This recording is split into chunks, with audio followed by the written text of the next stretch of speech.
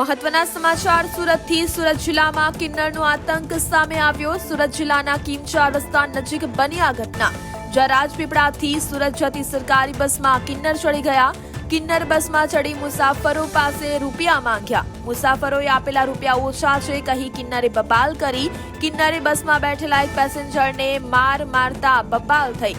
સરકારી બસના બસ કંડક્ટરે 112 પર ફોન કરી પોલીસને જાણ કરી। સ્થળ પર દોડી ગયેલા પોલીસે બસ પેસેન્જર સાથે બસને પોલીસ મથકે લાવ્યા।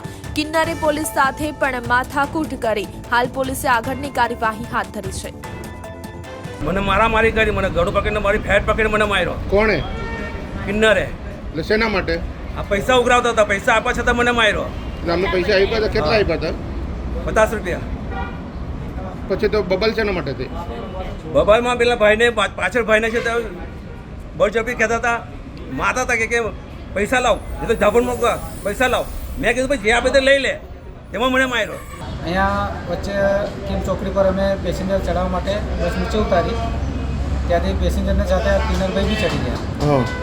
પછી હવે મેં તો મગજમારી કરીને આ લોકો એમને તેમ અમારી જાણેલી બધી, એટલે પછી અંદર જતા રહ્યા પાછળ। હું તો જે પેસેન્જર ચડ્યા તેમની ટિકિટ કાપતો હતો, પછી પાછળથી મગજમારી થઈ, પેસેન્જરો કોઈ બબાલ થઈ કે કંડક્ટર સાહેબ કે બસ સાઈડમાં લો, શું થયું?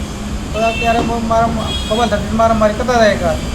પછી મેં સાઈડમાં કરાવી, પછી 112 નંબર લગાડ્યો।